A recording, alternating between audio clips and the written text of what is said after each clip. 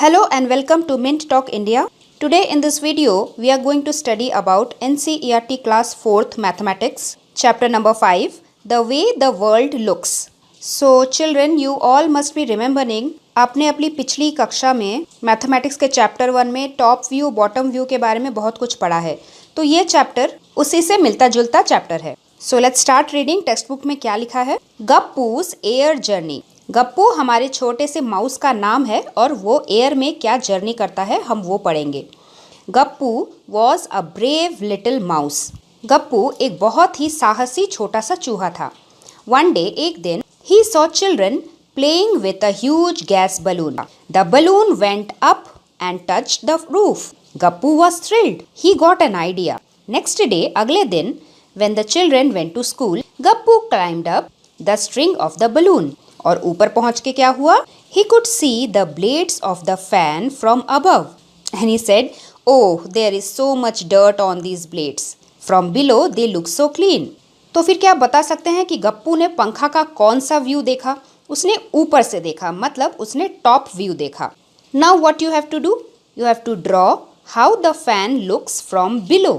तो हमारे घर में भी अगर हम सर ऊपर करके पंखे को देखें तो हमें पंखे का बॉटम व्यू यानी कि नीचे से व्यू दिखता है, व्यू फ्रॉम बिलो. उसके बाद गप्पू ने और क्या क्या देखा? He look down. He could see the bed. Gappu को बेड नजर आया. The chair. गप्पू को दो चेयर नजर आए. उसे एक टेबल भी दिखाई दिया जिसके ऊपर एक बुक पड़ी हुई थी. और उसे एक और टेबल नजर आया जिसमें बॉटल, एक जग था, एक फ्रूट बास्केट था और ऐसी बहुत सारी चीजें थी. गप्पू को एक और चीज नजर आई थी. That stupid Chinki is looking for चीज. गप्पू की फ्रेंड चिंकी चीज की तलाश में थी. Can't even see it is kept on the top of the जग. और चिंकी देख ही नहीं पा रही थी कि जग के ऊपर ही तो चीज पड़ा हुआ है. Can you think why Gappu could see the चीज on the jug but Chinki could not? Gappu was seeing the things from above, यानी कि वो टॉप व्यू देख रहा था. So he could easily see the cheese kept on top of the jug, whereas Chinky was running on the floor, so she could not see the cheese. उसके बाद पता है क्या हुआ? Just then a strong wind pushed the balloon out of the room. The balloon flew up and Gappu started going up in the sky. जैसे जैसे गप्पू ऊपर चला जा रहा था उसे पहले अपना घर दिखाई दिया, घर का टॉप व्यू. उसके बाद और ऊपर जाने पे उसे अपना कंपाउंड, बाहर की फेंसिंग नजर आई. उसके बाद और ऊपर जाने पर उसे धीरे धीरे अपना पूरा घर के आसपास का एरिया, पार्क, रास्ते, बाकी के शॉप्स, गुरुद्वारा, ये सब भी नजर आए. गप्पू ने सोचा, when I ran around in my house it looked so big but from here it looks small. How is that? ये गाड़ी जो इतनी बड़ी नजर आती है रास्ते से, ऊपर से देखिए तो कितनी छोटी नजर आ रही है. Can you tell why? क्योंकि जब भी हम कोई चीज पास से देखते हैं हमारी आंखें सिर्फ उसी चीज को देखती है और हमें बड़ा बड़ा नजर आता है. लेकिन हम जब दूर से कोई चीज देखते हैं हमारी आंखों के सामने बहुत सारी चीजें होती हैं और हर एक चीज छोटी छोटी नजर आती है. Objects look smaller from a distance and bigger when we see from close view. That is why Gappu saw everything bigger when he was running around the house, but everything looked small from the top. और जब गप्पू बहुत ऊपर चला गया उसे पूरा area नजर आ रहा था. तो इस फोटो में आप देख सकते हैं ये ऑरेंज कलर का जो रूफ है ये है गप्पू का हाउस. उसके घर के पास एक बड़ा सा पार्क है. पार्क के पास ये गुरुद्वारा है और यहाँ पे है ये स्वीट शॉप. गप्पू को और क्या नजर आया? एक रेलवे लाइन भी नजर आया था. रास्ते पे चलने वाली गाड़ियां भी नजर आई थी. लेकिन इस रेलवे लाइन पे गप्पू को एक और चीज नजर आई. Who is that on the railway track? It is that fat cat Monty. Railway line पे ये जो व्हाइट कलर का आपको दिख रहा है यही गप्पू को नजर आया था, जो कि मोटी बिल्ली मोंटी थी. Now children, you also imagine, आप भी सोचो, how your classroom looks from above. आपका क्लास भी ऊपर से कैसा नजर आएगा? So this is the drawing of the top view of your classroom. As you enter the door, left side में यहाँ पे chalkboard है. यहाँ पे मैडम का चेयर, टेबल है. टेबल पे बुक्स है, चॉक्स रखे हुए हैं. चेयर के साइड में मैडम की शेल्फ है. क्लास के दोनों तरफ विंडोज हैं. क्लास के एकदम पीछे की तरफ डिस्प्ले बोर्ड भी होता है. कुछ एक्स्ट्रा कपबर्ड्स भी होते हैं और बहुत सारे बेंचेस और चेयर्स होते हैं. नाउ लेट्स सी गप्पू को और क्या क्या नजर आ रहा था. The balloon went up, up, up. Gappu kept wondering how big the world is. और घरों के साथ साथ उसे बहुत सारे रास्ते पे चलने वाली छोटी छोटी गाड़ियाँ और छोटे छोटे घर जो एकदम खिलौने की तरह नजर आ रहे थे गप्पू को। ये एक्सपीरियंस शायद उन बच्चों को भी हुआ होगा जिन्होंने एरोप्लेन में ट्रैवल किया है। फिर गप्पू ने एक और मजेदार चीज देखी। It is the train that was looking like a long box from there. Gappu ने एक लंबी सी ट्रेन गाड़ी भी देखी जो पास से तो वैसे बहुत बड़ी होती है, लेकिन उतने ऊपर से दूर से उसे एक लंबी बॉक्स की तरह ही नजर आ रही थी। Suddenly there was a loud sound. फट, अचानक से बलून फूट गया था। And Gappu started falling down down down. और जैसे जैसे वो नीचे आ रहा था, मतलब वो पास आ रहा था, पास आते आते हर चीज कैसी नजर आती है? Everything started looking bigger and bigger. बहुत पास आते आते हर चीज उसे बड़ी और बड़ी नजर आ रही थी। धप से गप्पू रेलवे ट्रैक पे गिर गया। और रेलवे ट्रैक पे कौन बैठा था? Montu the cat. Gappu ran to save himself from the cruel Monty. जब गप्पू ऊपर से नीचे गिर रहा था, then he saw the railway tracks from above like this. उसने रेलवे ट्रैक का टॉप व्यू देखा, लेकिन जैसे ही वो नीचे धप से जमीन पे गिरा, उसे रेलवे लाइन कुछ अलग टाइप की नजर आई। मतलब जहाँ पे गप्पू गिरा था वहाँ पे रेलवे लाइन तो बहुत बड़ी और चौड़ी थी, लेकिन दूर जाते जाते वो रेलवे लाइन उल्टे वी शेप की बन रही थी। Things look so different when you look at them from the top and from the side.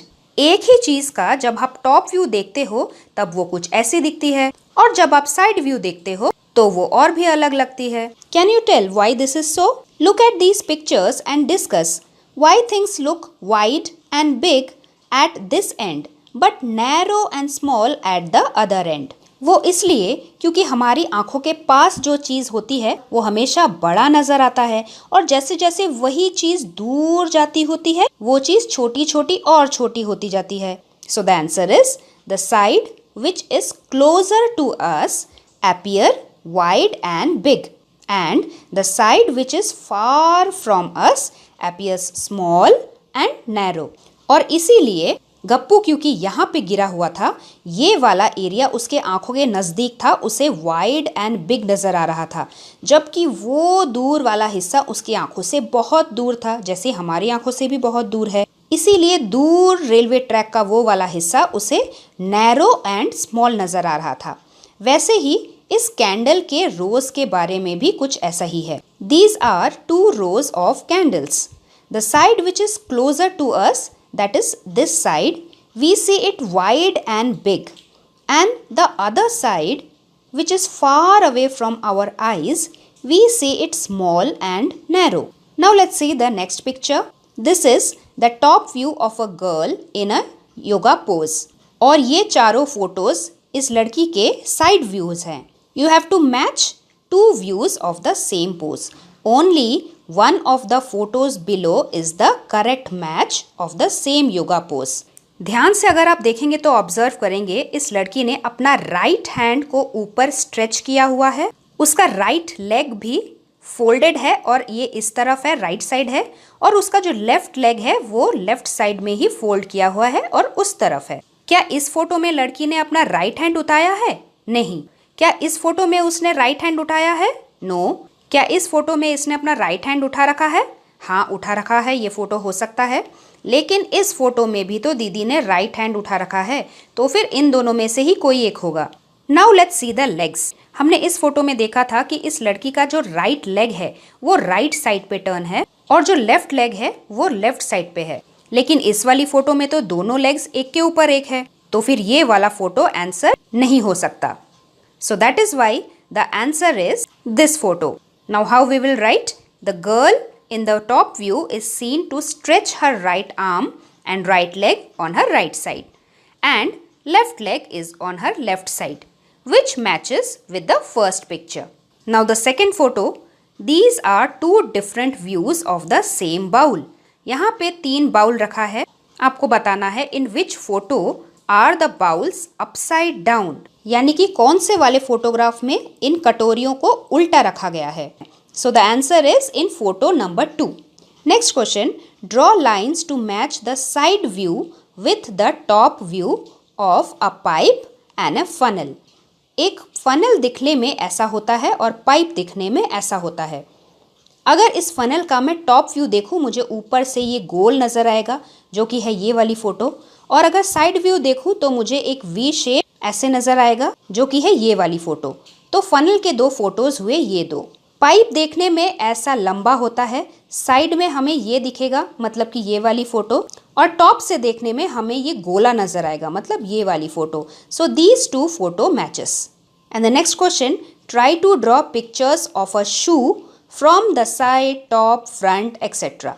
तो जब आप शूज़ के डिफरेंट व्यूज़ बनाएंगे तो उसका टॉप व्यू कुछ ऐसा दिखाई देगा, ऊपर से सिर्फ जूते का आउटलाइन और लेस दिखाई देंगे, साइड से हमें एक साइड दिखाई देगा, सोल दिखाई देगा, थोड़े थोड़े लेस दिखाई देंगे, फ्रंट से हमें जूते का सिर्फ सामने वाला पोर्शन ही दिखाई देगा, और बैक साइड, बैक व्यू यानी कि पीछे से हमें ऐसा दिखाई देगा।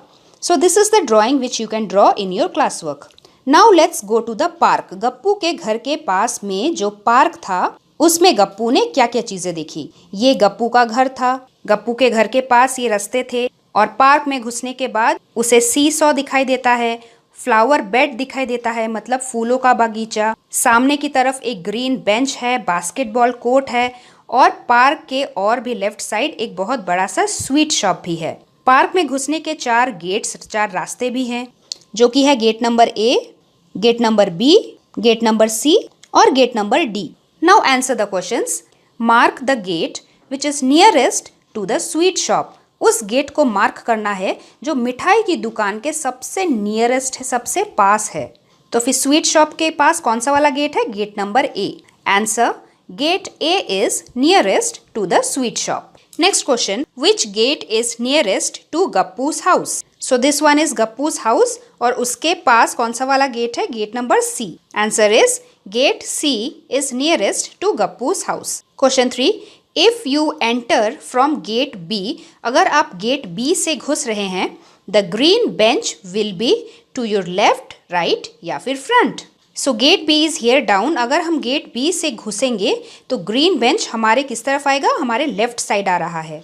सो the answer is, if I enter through gate B then the green bench would be on my left. Question 4, when Suhasini entered the park, the flower bed was to her right. Which gate did she enter from? कौन से gate में घुसने के बाद अपना flower bed right side में आता है? तो पार्क के इस कोने में है फ्लावर बेड, और इस फ्लावर बेड के पास गेट नंबर डी है और गेट नंबर ए है, लेकिन ए से घुसने के बाद तो फ्लावर बेड लेफ्ट साइड पे आता है, जबकि गेट डी से एंटर होने पे फ्लावर बेड राइट साइड पे आता है। ये फोटो उल्टा है इसलिए आपको समझ में नहीं आ रहा होगा। चलिए फोटो को उल्टा कर लेते हैं। ये है गेट डी, और गेट डी से एंटर होने के बाद राइट साइड आता है flower bed. So the answer is, the flower bed is on the right side of gate D. So she entered from gate D. And the last question, which of these is nearest to you if you enter from gate C? Gate C कहाँ है? ये वाला। तो फिर gate सी से enter होने पे सी saw ज़्यादा नज़दीक होता है या फिर basketball court? The answer is seesaw. If I enter from gate C then seesaw will be the nearest to me. Now we are going to study about directions.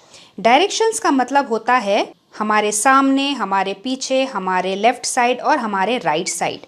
जब भी हमें अपने घर से किसी और के घर जाना होता है, या फिर अपने घर से अपने ऑफिस जाना होता है, घर से स्कूल जाना होता है, और अगर हमसे कोई पूछे कि तुम्हारे घर से स्कूल जाने का रास्ता बताओ, डायरेक्शन बताओ, तो आप लेफ्ट, राइट, फ्रंट, बैक, आप इन सब नोशंस को फॉलो करेंगे। तो उसी को कहते हैं हम डायरेक्शंस। उसी तरीका का एक डायरेक्शन इस्माइल अपने घर से करता है। इस्माइल की फ्रेंड श्रीजाता को उसके घर से इस्माइल के घर आना था। So let's read what did he say. From your house, reach the milk booth and then take a left turn. अपने घर से तुम मिल्क बूथ में पहुंचो, उसके बाद लेफ्ट टर्न लेके आगे बढ़ो। From the second crossing, take a right turn and go over the bridge. सीधा जाते जाते जब तुम्हें सेकेंड क्रॉसिंग मिलेगा, क्रॉसिंग क्या होता है? वो जगह जहाँ पे दो रास्ते आपस में मिलते हो। तो ये हुआ एक क्रॉस, और इसको छोड़ के ये हुआ दूसरा क्रॉस। तो इस्माइल ने बोला था सेकंड क्रॉस से राइट लेना है और राइट लेके सीधा ब्रिज के ऊपर से स्ट्रेट जाना है। Go straight and then take the first right turn. सीधा जाने के बाद सबसे पहला वाला राइट टर्न ले लो। पर इस्माइल का घर तो उस तरफ है। Did Ismail go wrong somewhere? Can you correct him? Yes, Ismail went wrong when he asked Srijata to take right turn after crossing the bridge. He should have asked her to take the first left turn after crossing the bridge. Question 2. Show where Srijata will reach if she takes the route he told her. तो अगर सृजिता उसी root पे चलती रहे जिसमें इस्माइल ने बोला है, उस रूट पे जाने पे सृजिता ऑपोजिट डायरेक्शन में ही आ जाएगी और इस्माइल के घर नहीं पहुंच पाएगी। Srijita would reach opposite to Ismail's house if she follows the road told by Ismail. Third question, write the directions for going from Ismail's house to Srijita's house. पहले हम समझ लेते हैं, ये है इस्माइल का घर। यहाँ से उसे पहले लेफ्ट टर्न लेना है, उसके बाद अपना राइट लेते हुए ब्रिज को क्रॉस करना है।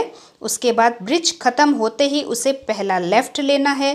फर्स्ट सेकंड क्रॉसिंग को ख़त्म करते हुए राइट टर्न लेना है। मिल्क बूथ को क्रॉस करते हुए सृजिता के घर पहुंचना है। So what we are going to write? From Ismail's house we will take left turn besides the park and then take the first right. We will go straight and cross the bridge and turn left. Then again we will go straight, take the second right after second crossing from the milk booth, and then we will get the red or the pink house of Srijita on our left. Now we will see the next topic, the dice. Ghibli and the big box. One day Ghibli saw a big box on his way. Ghibli moved across and turn left. Ghibli को रास्ते पे जो box नज़र आया उस पे 4 लिखा हुआ था. जैसे ही गिबली उस बॉक्स को क्रॉस करते हुए अपने लेफ्ट को मुड़ी, वैसे ही उसे नंबर 5 नज़र आया. Now she could see the other face of the big box. Ghibli saw that this box was a dice. इस तरीके का डाइस हम कहाँ यूज़ करते हैं? हम अपने घर में लूडो या फिर स्नेक एंड लैडर खेलते हैं, डाइस वाला गेम खेलते हैं. वहाँ पे आपने इस डाइस को देखा होगा. One interesting fact about the dice is the numbers on the opposite side of the dice always add up to 7. हमारे डाइस का शेप क्या है? ये एक क्यूब है और इस क्यूब में कितने साइड्स होते हैं? 6 साइड्स होते हैं. तो फिर डाइस के जो ऑपोजिट साइड होते हैं, जैसे यहाँ पे मैंने येलो में दिखाया है, ये वाला साइड और ये वाला साइड जब हम ऐड करेंगे तो हमेशा 7 आएगा. वैसे ही 5 नंबर साइड और इसका ऑपोजिट साइड, ये दोनों ब्लू वाले साइड अगर हम ऐड करेंगे उसका नंबर 7 आएगा. तो क्या आप बता सकते हो, अगर इस ऊपर वाले येलो का साइड नंबर 1 है तो फिर उसके ऑपोजिट साइड में कौन सा नंबर होगा डाइस में? 1 में हम कितना ऐड करेंगे कि हमारे पास 7 आए? 6 होगा. अगर इस साइड 5 नंबर है तो फिर इसका ऑपोजिट साइड में कौन सा नंबर होगा? 5 में कितना ऐड करेंगे? 5 में 2 ऐड करेंगे तो हमें 7 आएगा. अच्छा, अगर ये फ्रंट वाला साइड नंबर 4 है तो फिर ये बैक वाला ऑपोजिट साइड क्या होगा? 4 प्लस कितना करेंगे कि हमें 7 आए? वो होगा 3. So this is the magic of dice. Now we will see the questions. Which number was on the opposite side of the 5? Opposite sides को जब हम ऐड करेंगे तो हमेशा नंबर 7 आएगा. तो फिर 5 plus 2. In the picture which number will B at the bottom? Ghibli ने जो डाइस देखा था उसके ऊपर 1 लिखा था. तो फिर 1 का जो ऑपोजिट होगा बॉटम पार्ट, उसमें क्या नंबर होगा? हमें 1 में कुछ ऐड करना है जिससे हमें 7 आए और वो नंबर क्या है? That is 6. Which number will Ghibli see if she again turns left from 5? 4 cross करने के बाद जब वो लेफ्ट में मुड़ी तो उसे 5 नज़र आया. इस 5 को भी क्रॉस करके जब वो और लेफ्ट जाएगा, मतलब इस नंबर 4 का ऑपोजिट पार्ट आएगा. तो फिर 4 के ऑपोजिट में कौन सा नंबर हो सकता है? याद रखिए, 4 plus some number will be equal to 7. 4 plus 3 will be equal to 7. And the last question, What will this box look like if you open it up? पहले गिबली के बॉक्स को अच्छे से ऑब्जर्व कीजिए। नंबर 1 ऊपर है, number 1 के right side number 5 है और नंबर 1 के बॉटम साइड नंबर 4 है। क्या इस बॉक्स में नंबर 1 के राइट साइड नंबर 5 बॉक्स नहीं है? इस वाले में नंबर 1 के राइट साइड में 5 है, लेकिन नंबर 1 के बॉटम साइड में तो 4 नहीं है। इस वाले बॉक्स में नंबर 1 के राइट साइड 5 है और बॉटम साइड 4 है। इसमें भी राइट साइड 5 है और बॉटम साइड 4 है। आपको डाइस का मैजिक पता है ना? Opposite sides will add up to 7। 5 + 2 add करने से 7 आता है, लेकिन क्या 5 + 6 ऐड करने से 7 आता है? फिर the correct answer is box number A. And that was the last question of this chapter. If you have any doubt and query, you can comment and ask me. The link for the other chapters of Class 4 Mathematics is given in the description box. We will meet very soon with our next chapter. Till then, thank you very much and God bless you all.